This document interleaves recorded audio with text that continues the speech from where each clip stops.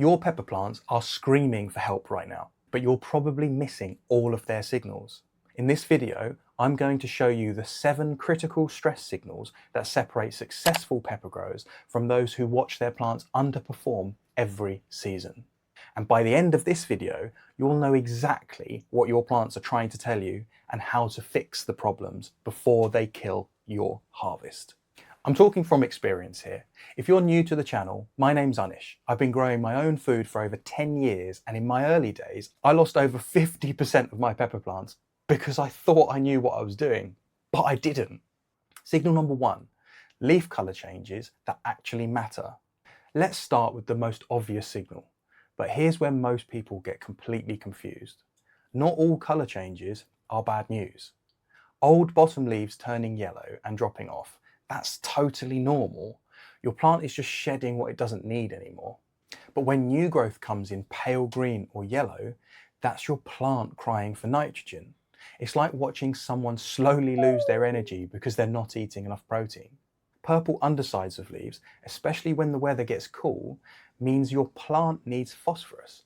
And those brown spots with yellow halos around them, that's usually bacterial spot or fungal disease just getting started. Here's my rule that's never failed me. Always watch the new growth. That's where problems show up first. Old leaves can lie to you, but new growth tells the truth every single time. Signal number 2, the secret language of leaf curling. Leaf curling is your plant's way of protecting itself. But from what? This is where it gets really interesting because different types of curling mean completely different things. Upward curling usually means heat stress. Your plant is trying to reduce the surface area exposed to the sun, kind of like how you might squint in bright light. Downward curling often indicates overwatering or root problems. Your plant is literally drowning and trying to shed excess water. Signal number 3, when growth patterns go wrong. Pepper plants have a predictable growth pattern, and when that gets disrupted, something's definitely wrong. Normal peppers grow 6 to 8 inches in their first month, then start branching out. If your month-old plant is only 3 inches tall with thick dark green leaves, it's probably too cold or getting too much nitrogen. If it's tall and spindly with pale leaves, it needs more light. I see this constantly with people growing peppers indoors without proper lighting.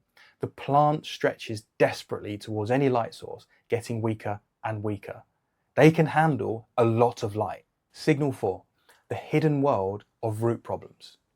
Most gardeners never look at their roots until it's way too late. Here's my trick that's saved countless plants.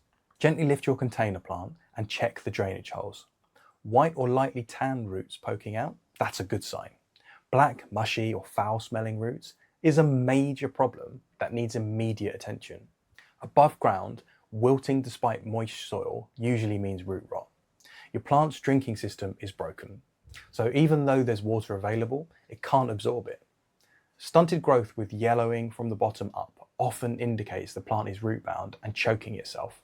Here's something most people miss completely. If your plants look healthy but stops growing entirely, check for circling roots. I've seen beautiful looking pepper plants that were slowly strangling themselves because the roots had nowhere to go. Signal 5, decoding water stress.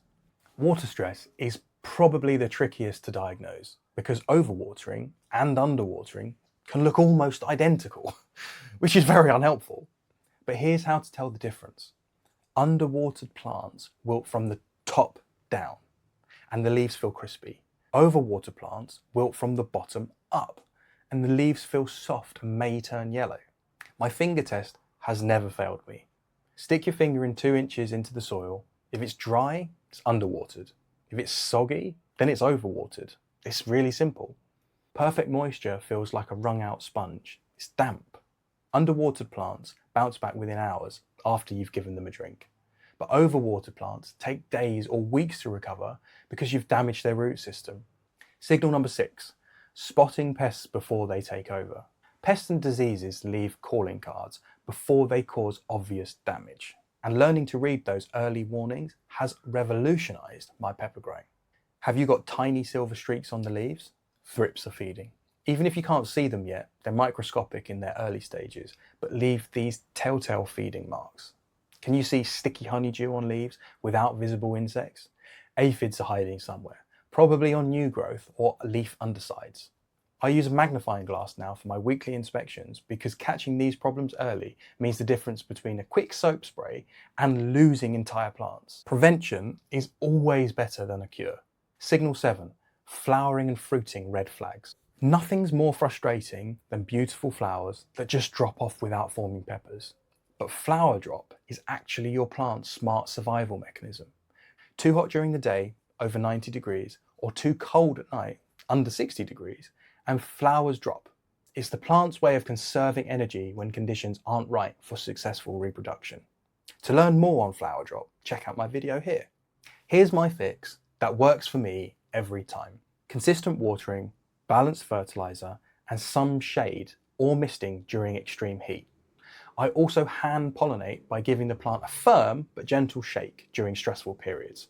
This simple technique has dramatically improved my fruit set, especially on my Trinidad perfumes. The main mistakes I see constantly that turn small problems into plant killers. Mistake number 1, assuming all yellowing is nutrient deficiency and over-fertilizing. Sometimes yellowing is just a natural aging process, and adding more fertilizer actually makes things worse. Mistake number 2, panicking and changing everything at once.